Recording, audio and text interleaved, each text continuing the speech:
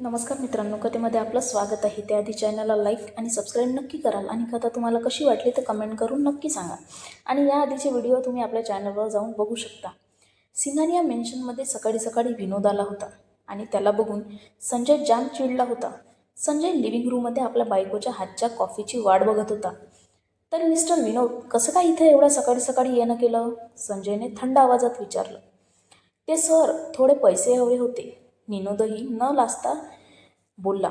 तुम्ही पैसे मागण्यासाठी मी तुमचा मुलगा नाही आणि तुम्ही उपकार मानले पाहिजे की तुम्ही माझ्या पैशाची उधळपट्टी केली तरी मीही तुम्हाला माझ्या कंपनीत नोकरी दिली.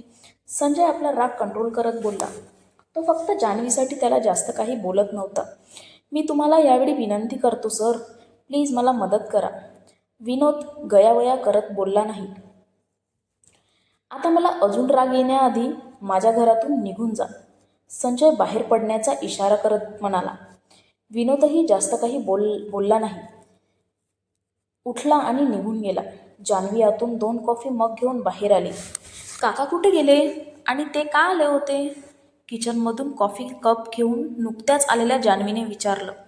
तुझे काका माझ्याकडे पैसे मागायला आले होते, संजय चिडून म्हणाला. ठीक आहे, आता जास्त चिडचिड नको करू. ही घे कॉफी, पी.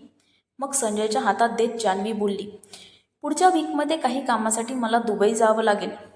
पण तू पण चल, आपली अजून एक ट्रिप होईल, संजय म्हणाला.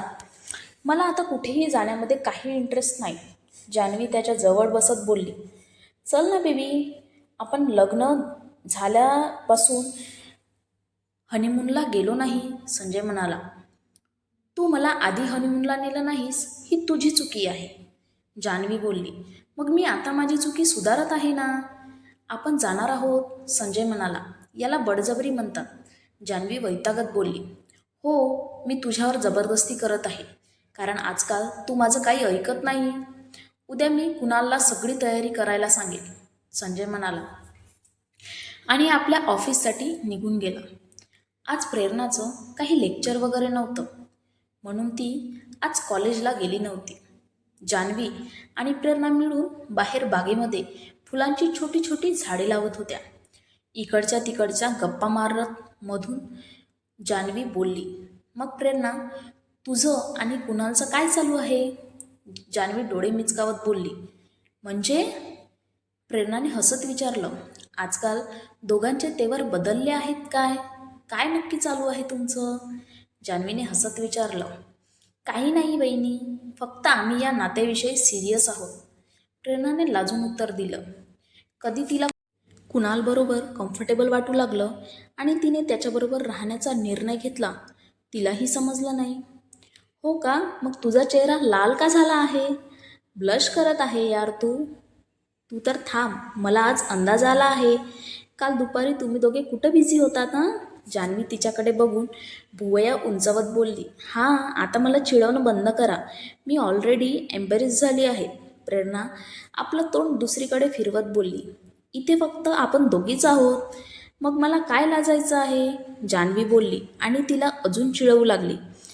त्यांचं बोलणं चालू होतं तेव्हाच एक नौकर तिथे आला आणि त्याने सांगितलं की कोणीतरी त्यांना भेटायला आलं आहे. आपले हात धुवून मेन्शनमध्ये गेल्यावर त्या दोघींना लिव्हिंग रूममध्ये 2 स्त्रिया बसलेल्या दिसल्या. प्रेरणाने लगेच ओळखले की ती तिची आई आहे. प्रेरणा ताबडतोब त्यांच्याकडे धावत गेली आणि सीमाला मिठी मारली. तिच्याबरोबर स्वराही होती. तुम्ही दोघी कधी आलात? प्रेरणा त्यांच्या जवळ बसत बोलली. आत्ताच आलो आहोत, स्वरा हसत म्हणाली. आई कशा आहात? सीमाकडे चालत जात जान्हवी म्हणाली. मी ठीक आहे, तुम्ही दोघी कशा आहात? सीमाने त्या दोघींना विचारलं. आम्ही ठीक आहोत हं. आई, ही तुमची दुसरी मुलगी आहे, जिच्याबद्दल तुम्ही नेहमी बोलत नाही का? जान्हवीने स्वराकडे बोट दाखवत विचारलं. हो, ती माझी सर्वात लहान मुलगी आहे. उद्या ती अमेरिकेला परतणार आहे, म्हणून मी तिला प्रेरणाला भेटायला घेऊन आले, सीमा बोलली. सीमा, स्वरा, प्रेरणा आणि जान्हवी तिथंच गप्पा मारत बसल्या. संध्याकाळचे 6 वाजले होते. जान्हवीने घड्याळात पाहिलं.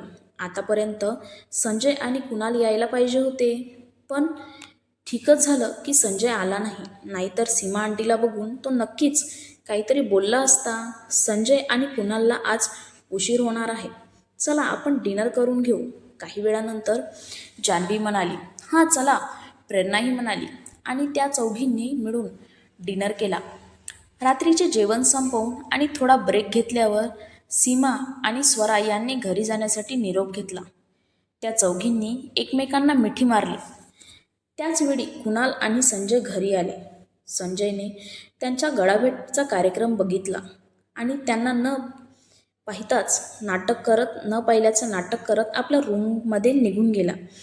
कुणालने त्याच्याकडे बघितलं आणि नाईमध्ये मान हलवली. त्याला आपल्या सासूला आणि सालीला नमस्कार करावा लागणार होता, नाहीतर त्याची बायको नंतर त्याचं जगणं मुश्किल करेल. कुणाल, तू कधी येतोय आमच्या घरी? प्रेरणाला तू कधी आलाच नाहीस. ये कधीतरी प्रेरणाला घेऊन, सीमा निघण्यापूर्वी म्हणाली.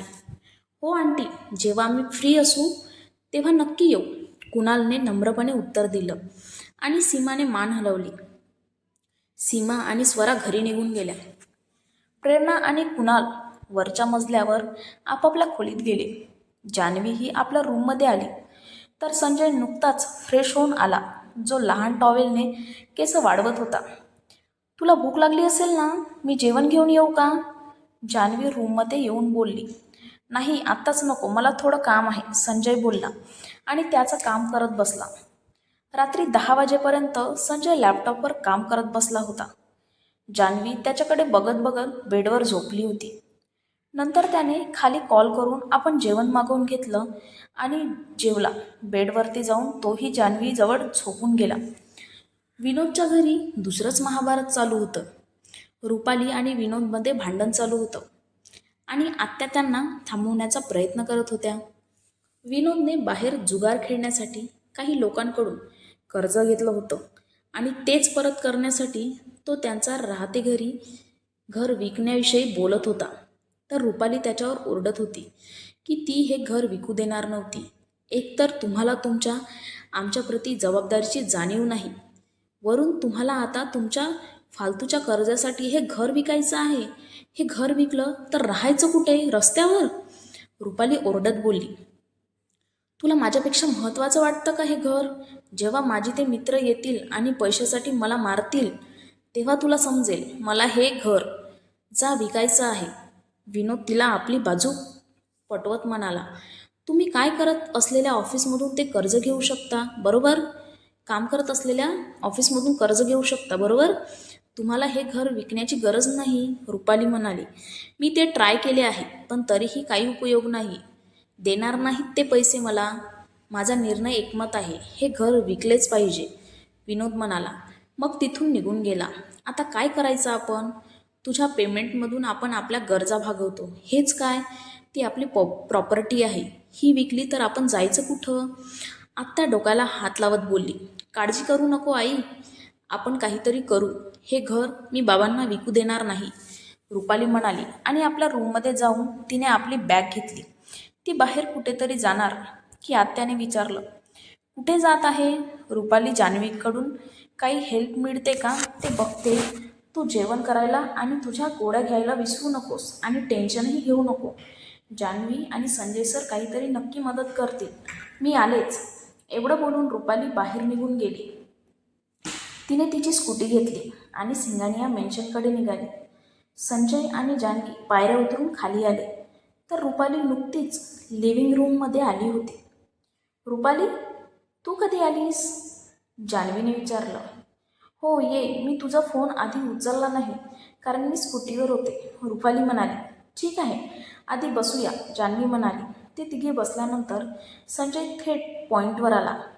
माझ्या ऑफिस आणि घरी येऊन त्रास देण्याचं कारण समजेल का? संजयने विचारलं. माझ्याकडे एक बोर्डिंग हाऊस चालू करण्याची कल्पना होती. तुम्ही दिलेले पैसेही वेस्ट जाणार नाही, फक्त हे बाबांना सांगायचं नाही आहे, मी आईला बोलले. याशिवाय ती म्हणाली की संजय सर आणि जान्हवीचाही सल्ला घे, रुपाली प्रामाणिकपणे म्हणाली. फक्त एवढं बोलायचं होतं तर फोनवरच का नाही बोलली? संजय उद्धटपणे बोलला. ठीक आहे ना, आता ती आली आहे, जान्हवी त्याला चिमटा काढत बोलली. मला तुम्हा दोघांना प्रत्यक्षात बोलायचे होते, रुपाली खाली मान घालून बोलली. ठीक आहे, मी त्याची काळजी घेईन. आता तू जाऊ शकते, संजय बोलला. उशीर झाला आहे, आम्ही आता डिनर करणार होतो. तूही येऊन आम्हाला जॉईन का होत नाहीस? जान्हवी म्हणाली. काही गरज नाही बेबी, तिने तिच्या घरी स्वतःसाठी जेवण बनवायला सांगितलं असेलच ना, आणि ती इथं जेवली तर ते वेस्ट जाईल, बरोबर ना रुपाली? संजय हसत बोलला. बरोबर मिस्टर संजय, एकदम बरोबर आहे. मला उशीर होते आहे, मी निघते. थँक्यू रुपाली लगेच आपल्या सीटवरून उठली. तिला अजून स्वतःचा अपमान करून घ्यायचा नव्हता. दुसऱ्या दिवशी संजय आणि कुणाल नेहमीप्रमाणे आपल्या ऑफिसला आले. त्यांनी ऑफिसमध्ये पोहोचल्यानंतर ते लिफ्टकडे जाणार की संजयला मागून कोणीतरी हाक ऐकू आली, पण तो थांबला नाही. तो कुणालबरोबर लिफ्टमध्ये गेला. त्याला हाक मारणारं दुसरं तिसरं कोणी नसून विनोद होता, आणि संजयने त्याला मुद्दाम इग्नोर केलं होतं, कारण त्याला तो आवडत नव्हता. अरे तू बहिरा आहेस का? तुला कोणीतरी हाक मारत होतं, कुणाल लिफ्टमध्ये गेल्यानंतर बोलला. मी ते ऐकलं, पण माझ्याकडे त्या बिनकामी माणसावर वेस्ट घालवण्यासाठी टाईम नाही आहे, संजय सरळ चेहरा करून म्हणाला. कुणालही पुढे काही बोलला नाही. विनोद मागून संजयला त्याच्याकडे दुर्लक्ष केल्याबद्दल शिव्या देत होता. तो असं कसं त्याला इग्नोर करून जाऊ शकतो? विनोदला त्याच्या घराच्या किमतीविषयी विचारायचं होतं. त्याने त्याच्या बायको आणि मुलीला विचारलं असता त्यांनी त्याला काहीच सांगितलं नाही. हे सगळे नक्कीच माझ्या मागे काहीतरी प्लॅन बनवत असतील, पण हे माझं घर आहे आणि ते बनवण्यासाठी मी खूप मेहनत केली आहे. ते एवढ्या सहजसहजी तुम्हाला मिळू देणार नाही, विनोदने विचार केला. रात्री संजय आपल्या रूममध्ये आपलं काम करत होता की संजयचा फोन व्हायब्रेट झाला. त्याला कुणाचा तरी मेसेज आला होता. त्याने फोन घेऊन बघितलं तर तो मेसेज रुपालीचा होता. सर, डिस्टर्ब करण्यासाठी सॉरी. मला फक्त बोर्डिंगच्या कामाबद्दल विचारायचे आहे. सगळं काही व्यवस्थित आहे का? रुपालीने मेसेज केला होता. या मुलीला माझा नंबर कुठून मिळाला? संजयने वैतागून विचार केला. हो, पुढच्या महिन्यात सगळं काम पूर्ण होऊ शकतं, संजयने उत्तर दिलं आणि त्याचा सेलफोन पुन्हा टेबलवर ठेवला. त्याला लगेच कोणाचा तरी कॉल येऊ लागला. त्याने स्क्रीनकडे पाहिलं तर रुपाली कॉल करत होती. वैतागून त्याने फोन कट केला आणि तिला एक मेसेज पाठवला. मी कॉल घेऊ शकत नाही, मला त्रास देऊ नको, आणि आता मी माझ्या बायकोबरोबर माझा क्वालिटी टाईम स्पेंड करत आहे, तर डिस्टर्ब करू नको. संजयने मेसेज पाठवला आणि आपला मोबाईल डायरेक्ट ऑफ करून आपलं काम करू लागला. संजयने मुद्दाम खोटं सांगितलं की तो जान्हवीबरोबर बिझी आहे. खरं तर जान्हवी केव्हाची झोपली होती आणि तो त्याचं ऑफिस काम करत होता. त्याला रुपाली पहिल्यापासूनच आवडत नव्हती. तिचे इरादे त्याला चांगलेच माहिती झाले होते. संजयने पुन्हा आपल्या लॅपटॉपवर लक्ष केंद्रित केलं आणि आपलं काम करू लागला. रात्री 2 वाजेपर्यंत त्याने त्याचं सगळं काम संपवलं आणि बेडवरती जाऊन आडवा झाला. कुणाल, 9 वाजले आहेत, मला कॉलेजला उशीर होईल, प्रेरणा कुणालला उठवत बोलली, जो अजूनही ब्लँकेटमध्येच होता. 1 मिनिट थांब, मी फक्त काही तास झोपला आहे. कुणाल आपले डोळे मिटूनच बोलला. माझा सकाळी क्लास आहे, जर तू उठला नाहीस तर मी मिस करेन. प्रेरणा पुन्हा ओरडून म्हणाली. हो हो, उठत आहे मी. कुणाल कसं तरी डोळे चोळत उठला आणि बाथरूममध्ये गेला. त्याने फक्त आपल्या तोंडावर पाणी मारलं. चल जाऊया. टॉवेलने चेहरा पुसला. बाहेर येत कुणाल म्हणाला.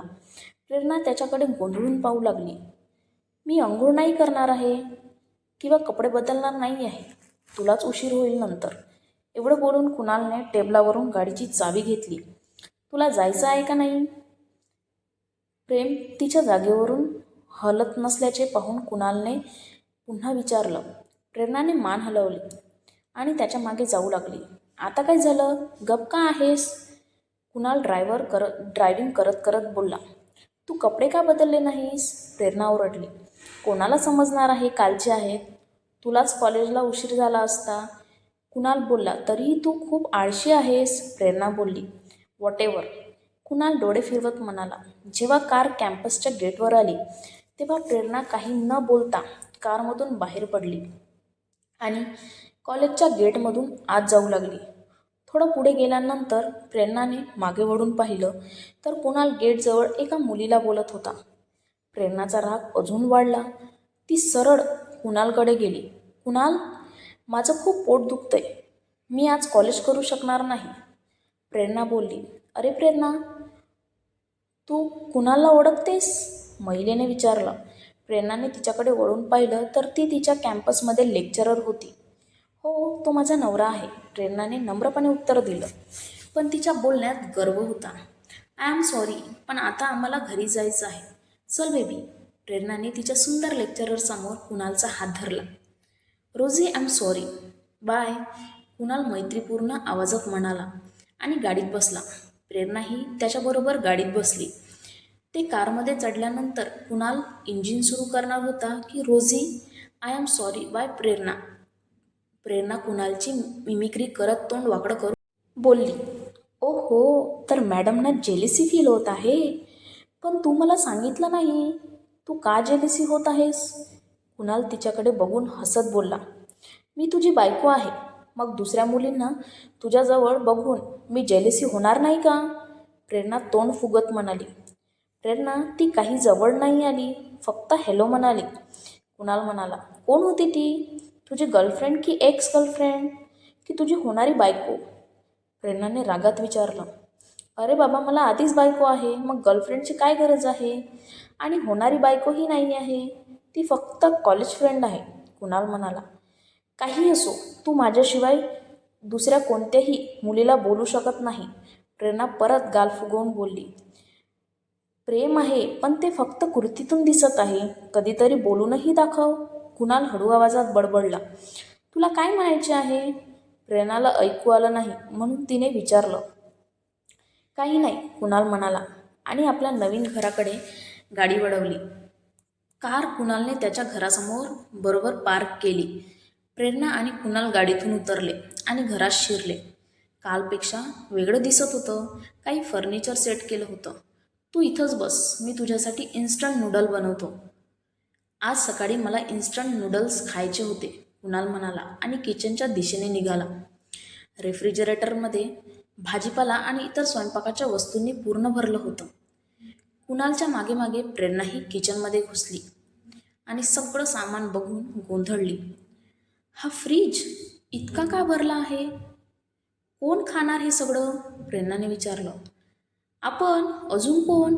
माझा प्लॅन असा आहे की संजयशी मी आपण इथं शिफ्ट होणार आहोत या विषयावर बोलावं. आपलं लग्न झालं आहे, मग तू माझ्याबरोबर माझ्या घरी राहायला हवं ना. आपण असं किती दिवस तुझ्या भावाच्या घरी राहणार आहोत? कुणाल इन्स्टंट नूडल्स बनवत बोलला. कुणाल, मी लिव्हिंग रूममध्ये जाते, ठीक आहे? प्रेरणा बोलली आणि बाहेर गेली. 10 मिनिटानंतर कुणाल लिव्हिंग रूममध्ये 2 प्लेट्स इन्स्टंट नूडल्स घेऊन आला. वा, मी बऱ्याच दिवसापासून इन्स्टंट नूडल्स खाल्ले नाही. चल खाऊया. प्रेरणा खुश होऊन म्हणाली. ते अजून गरम आहेत, खाण्याची घाई करू नको, तुझ्या जिभेला पोळेल. कुणाल म्हणाला. प्रेरणाने मान हलवली आणि थोडे थंड झाल्यानंतर दोघांनी आपापले नूडल्स खाल्ले. कुणाल, हे घर नीटनेटकं दिसत आहे. कोणी साफ केलं? प्रेरणाने विचारलं. इथे एक काकू आहेत, ज्या त्यांच्या नवऱ्यासोबत इथं काम करतात. कदाचित आता ते घराबाहेर असतील. मला वाटते की आपल्याला घरी मदत करणारे 2 लोक पुरेसे आहेत.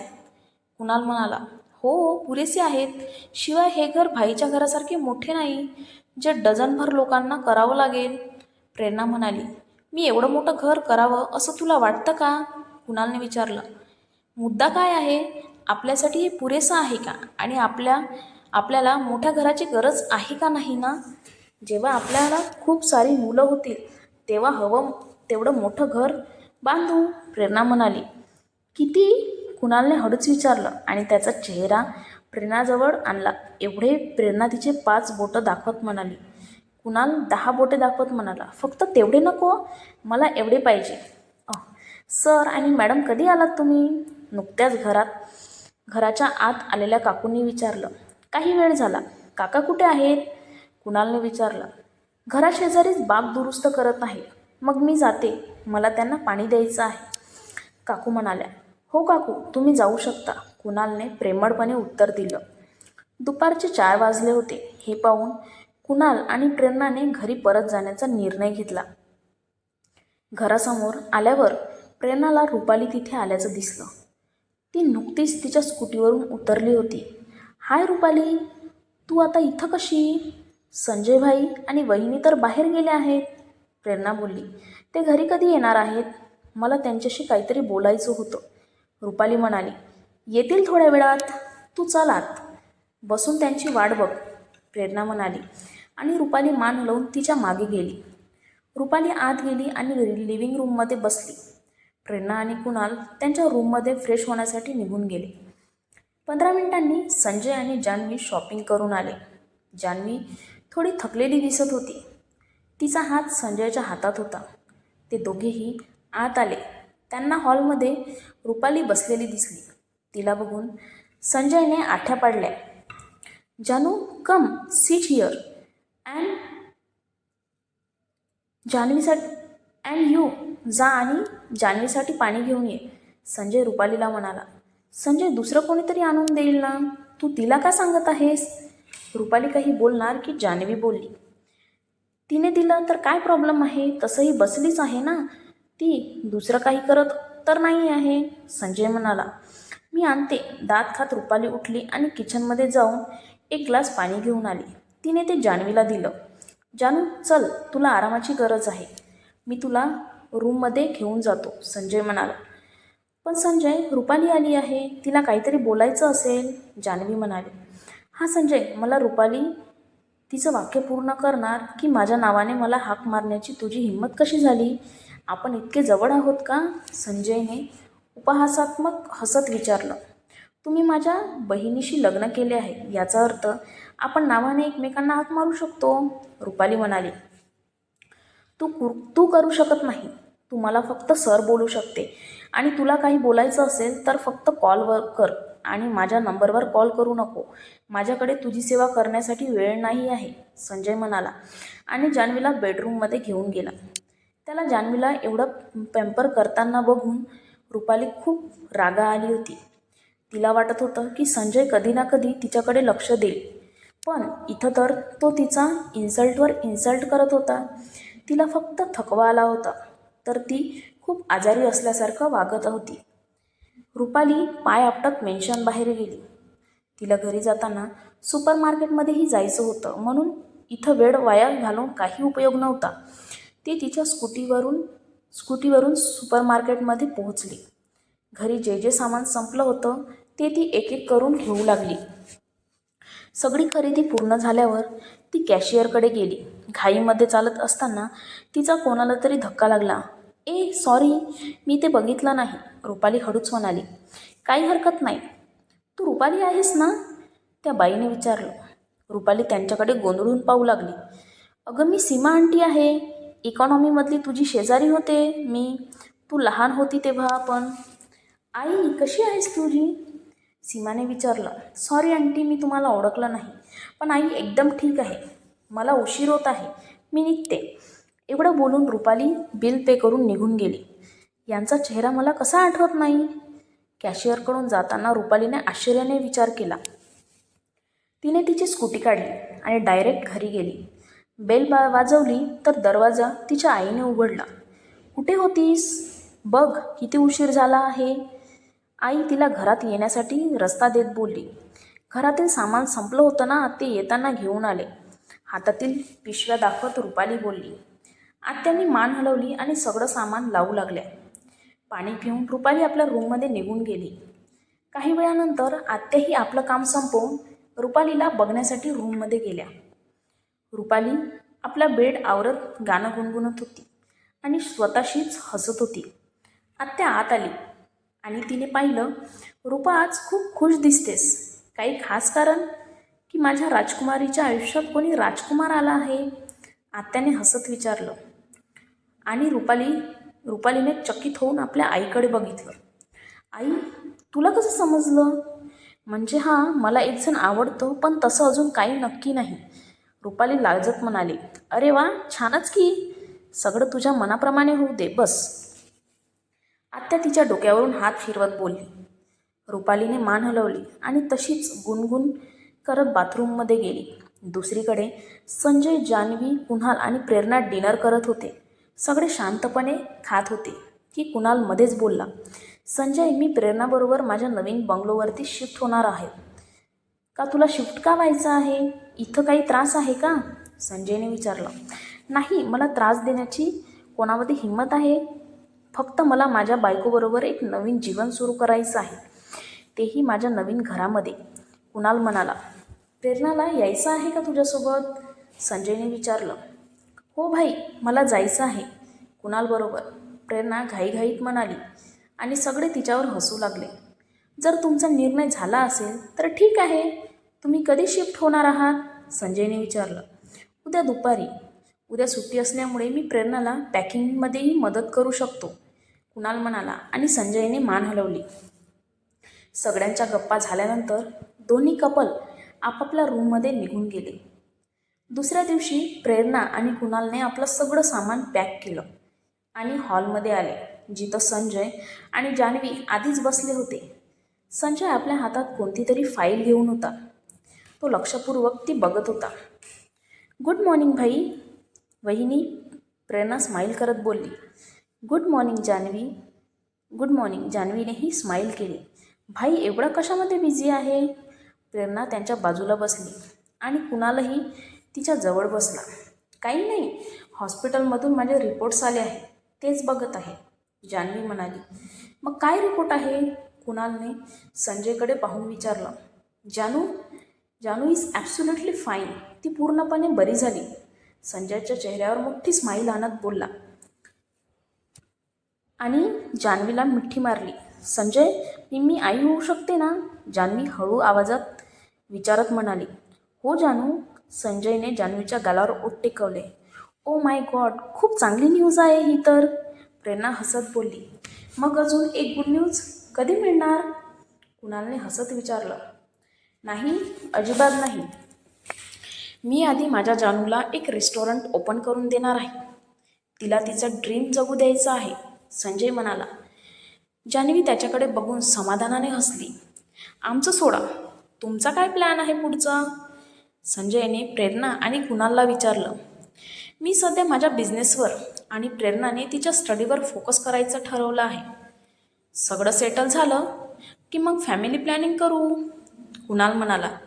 चांगली गोष्ट आहे कुणाल, तुला तर माहितीच आहे प्रेरणा माझ्यासाठी किती इम्पॉर्टंट आहे. प्लीज तिची नीट काळजी घे. लहान आहे ती, काही चुका झाल्या तर दुर्लक्ष कर, संजय कुणालकडे बघत बोलला. हो नक्कीच, आणि तुलाही माहिती आहे की हे तू मला सांगायची गरज नाही, कुणाल म्हणाला. भाई, आय विल मिस यू, प्रेरणा संजयच्या गळ्यात पडत बोलली. हां, म्हणजे फक्त भाईला मिस करणार का, वहिनीला नाही? जान्हवी नाटकी राग दाखवत बोलली. नो वहिनी, I will miss you also. Prerna नंतर जान्हवीच्या गळ्यात पडली. स्वतःची आणि कुणालची काळजी घे, जान्हवी बोलली आणि प्रेरणाने मान हलवली. घरातील नौकरांनी त्यांच्या बॅगा बाहेर गाडीमध्ये ठेवल्या. सगळ्यांनी मिळून ब्रेकफास्ट केला. नंतर प्रेरणा आणि कुणाल आपल्या नव्या आयुष्याची सुरुवात करण्यासाठी आपल्या नवीन घरी निघून गेले. त्यांना सी ऑफ करून संजय आणि जान्हवी आत जाणार होते की एक कार येऊन त्यांच्या मेन्शनसमोर उभी राहिली. संजय आणि जान्हवीने वळून पाहिलं तर त्या कारमधून सीमा, प्रकाश आणि करण बाहेर पडले. त्यांना बघून संजयच्या कपाळावर आठ्या पडल्या. अरे आई, या ना, प्रेरणा आत्ताच गेली, तुम्ही थोडा उशीर केला, जान्हवी स्माईल करत म्हणाली. काही हरकत नाही, तसंही मी प्रेरणाला नाही, तुला आणि संजयला भेटायला आले आहे, सीमा हसत बोलली. जे काही असेल ते आत्ताच बोला आणि इथून निघून जा, संजय उद्धटपणे बोलला. काय बोलत आहेस? जान्हवीने लगेच त्याला चिमटा घेतला. आई, त्याच्याकडे लक्ष देऊ नका, तुम्ही सगळे आत या, जान्हवी म्हणाली आणि संजयला ओढत आत घेऊन गेली. सीमा, प्रकाश आणि करणही आतमध्ये गेले. तू कुठे चालला आहेस? संजय वरती जाताना पाहून जान्हवीने विचारलं. मला ऑफिससाठी तयार व्हायचं आहे, संजय म्हणाला. संजय प्लीज, ते आपल्याला बोलण्यासाठी आले आहेत, जान्हवी म्हणाली आणि संजयने उसासा टाकला. तो तसाच पायऱ्या उतरून खाली आला आणि सोफ्यावर जाऊन बसला. 15 मिनिटं आहेत तुमच्याकडे बोलण्यासाठी, संजय म्हणाला.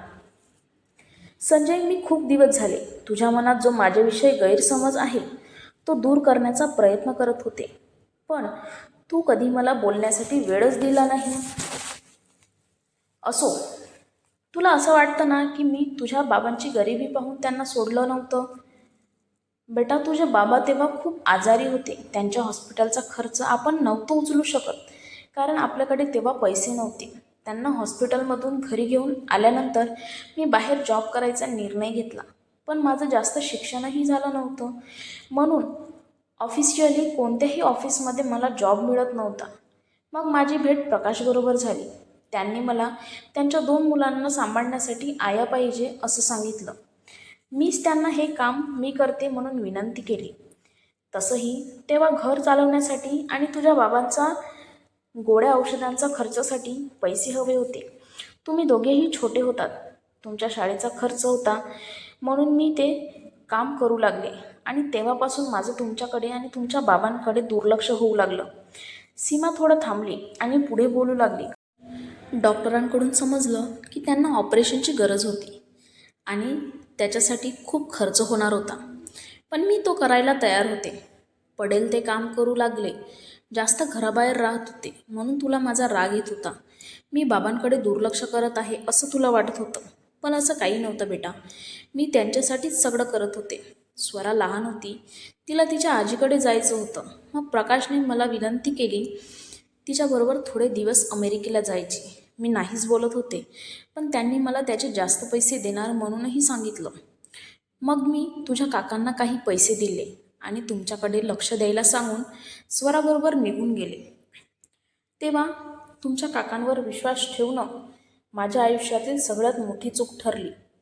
मी 2 आठवड्यांनी माघारी आले तर तुझे बाबा गेले होते आणि या सगळ्याचा दोष तू मला देत होता. मला काहीच समजलं नाही. मी तुझ्या काकांना शोधण्याचाही प्रयत्न केला, पण ते सापडले नाही आणि तूही माझ्याशी नीट वागला नाहीस, सीमा रडत रडत सांगू लागल्या. तेव्हा मी खूप दुःखी झाले होते. मी एवढं सगळं तुमच्यासाठी केलं, पण सगळं निरर्थक ठरलं. मला तेव्हा आधाराची गरज होती. प्रकाश तेव्हा माझा आधार बनले. त्यांनी मला समजवलं की एका माणसाच्या जाण्याने आयुष्य संपत नाही. माझ्याकडे तुम्ही दोघे होतात, पण तू तर त्यानंतर मला तुझी आई कधी मानलंच नाही. मी प्रकाशबरोबर लग्नही तुमच्यासाठीच केलं होतं की तुम्हाला कधी कोणत्या गोष्टीची कमी पडू नये, पण त्यानंतर ना तुम्ही माझ्याकडे आलात ना मला तुमच्या जवळ येऊ दिलं. सीमा रडत रडत बोलू लागली. करणने आपल्या आईच्या खांद्यावर हात ठेवला आणि तिचं सांत्वन करू लागला. त्यानेही लहानपणापासून बघितलं होतं त्याची आई तिच्या 2 मुलांसाठी किती तरसत होती. सीमा एकदम बरोबर आहे. संजयने कधीच तुम्हाला सोडून माझ्याबरोबर पैशासाठी लग्न केलं नव्हतं. तिने हे सगळं फक्त तुमच्यासाठी केलं होतं आणि आज तीही तुमच्यासाठी रात्र रात्र रडते. आजपर्यंत ती कितीतरी वेळा तुझ्याकडे फक्त सांगण्यासाठी आली होती, पण तू कधीच तिचं काही ऐकलं नाही, प्रकाश म्हणाले. काकांनी मला तेव्हा सांगितलं होतं की बाबांकडे पैसे नाही म्हणून तू त्यांच्यापेक्षा श्रीमंत माणूस फसवला आहेस आणि आता तू त्याच्याबरोबरच कायम राहणार आहेस. ते का खोटं बोलतील? मला एवढं वेळ सगळं गप ऐकत बसलेला संजय म्हणाला. नाही बेटा, हे खरं नाही आहे. मला असं काही करायचं असतं तर मी त्यांच्या आजारपणाचा खर्च तरी का केला असता? तुम्हाला तसंच वाऱ्यावर सोडून मी निघून गेले असते. हे सगळं तुझ्या काकाने मुद्दाम केलं होतं, कारण त्यांना तुझ्या बाबांच्या हिस्स्याला आलेली प्रॉपर्टीही हवी होती, पण त्यांना ती मिळवता आली नाही. सीमा संजयला समजावत बोलली, पण संजय काहीच बोलला नाही. तू एकदा स्वतःच्या मनाला विचार. कुठेतरी तुझं मन तुला नक्की सांगेल की मी निर्दोष होते. तेव्हा तू मला नक्की समजून घेशील बेटा, आणि मी त्या दिवसाची वाट बघत आहे. आता आम्ही निघतो, सीमा म्हणाली आणि उठली. जान्हवीने एकदा संजयकडे पाहिलं तर तो खाली मान घालून बसला होता. त्याच्या मनात सध्या काय सुरू आहे हे तिलाही समजत नव्हतं. पण तिची इच्छा होती की संजयने सीमाला थांबवून घ्यावं. सीमा शेवटी करण आणि प्रकाशबरोबर बाहेर जाऊ लागली. संजय, काय विचार करत आहेस? शेवटी ती तुझी आई आहे आणि मला नाही वाटत की यात त्यांची काही चूक आहे. तू अजूनही जुन्या गोष्टी घेऊन बसणार आहेस का?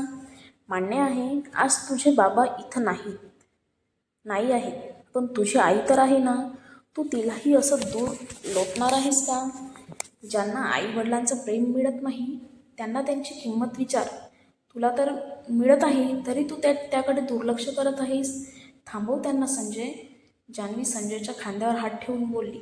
संजयने मान वर करून तिच्याकडे पाहिलं तर त्याने डोळे लाल झाले होते.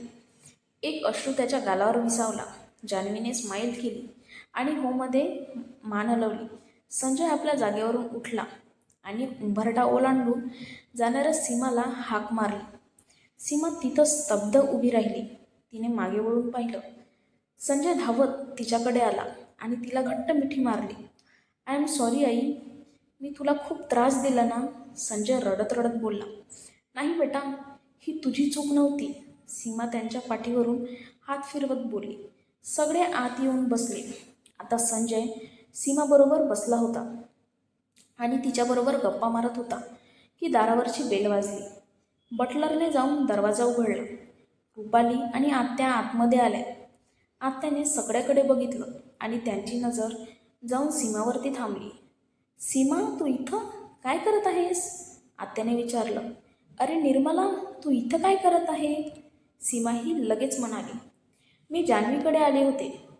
ती माझी भाची आहे. आणि तू? आत्याने विचारलं. संजय माझा मुलगा आहे. सीमा संजयच्या डोक्यावरून हात फिरवत बोलली. पण तुम्ही दोघी एकमेकींना कसं ओळखता? जान्हवीने विचारलं. अगं जान्हवी, तू यांना ओळखलं नाही का? तू लहान असताना आपल्या शेजारी हे राहत होते, पण हे नंतर शिफ्ट झाले तिथून, आत्या म्हणाली. ओ, असं आहे का? नाही, मला काही आठवत नाही, जान्हवी हसत म्हणाली. पण फक्त आपणच इथं एकमेकांना आधीपासून ओळखतो असं नाही वाटत सीमा. रुपाली आणि करणकडे पाहत गालातल्या गालात हसत बोलली, जे आल्यापासून एकमेकांकडे रागात बघत होते. सगळ्यांचं लक्ष त्यांच्याकडे गेलं. रुपाली, तू करणला ओळखलं वाटतं, आत्याने विचारलं. याला कोण नाही ओळखत? रुपाली खुन्नसमध्ये म्हणाली. म्हणजे? आत्याने विचारलं. काही नाही आई, आपली नजर दुसरीकडे वळवली. का? आता का गप्प बसली? सांग ना. करण तिच्याकडे नजर रोखत बोलला. बोलण्यासारखं काही नाही आहे, म्हणून रुपाली म्हणाली. काय चालू आहे तुमचं? सीमाने विचारलं. काही नाही आई, लास्ट मंथमध्ये मी तुला हिच्याबद्दल बोललो होतो, करण तोंड फिरवत बोलला. काय ही आहे? सीमा आपल्या जागेवरून उठली आणि रुपालीजवळ गेली आणि तिच्या चेहऱ्यावरून हात फिरवला. मला तर माझी सून आवडली, सीमा हसत बोलली आणि सगळे आश्चर्यचकित झाले. आई, आमचा ब्रेकअप झाला आहे, करण म्हणाला. तू गब्बस रे, नक्की तुझीच चूक असेल, सीमा त्याला दाटवत म्हणाल्या आणि रुपालीला जवळ घेतले. हो आंटी, त्याचीच चूक आहे, रुपाली हसत बोलली. करणने तिच्याकडे तुला नंतर बघतो या नजरेने पाहिलं. पण आत्या, तुम्ही इथं कशासाठी आल्या होत्या? जान्हवीने विचारलं. काही नाही, ते बोर्डिंग हाऊसचं काम जवळजवळ झालं होतं, मग तुम्हाला विचारून त्याची पूजा ठेवायची होती. पण आता वाटत आहे पूजा ठेवण्याआधी साखरपुड्याची पूजा ठेवावी लागेल, आत्या हसत म्हणाली. लिव्हिंग रूममध्ये बसलेले सगळेच हसू लागले. काही दिवसांनी मुहूर्त आत्याने बोर्डिंग हाऊसची पूजा आणि करण रुपालीचा साखरपुडाही एकातच करून घेतला. सगळेच खुश होते. रुपाली आपल्या बोर्डिंग हाऊसमध्ये काम बघत होती.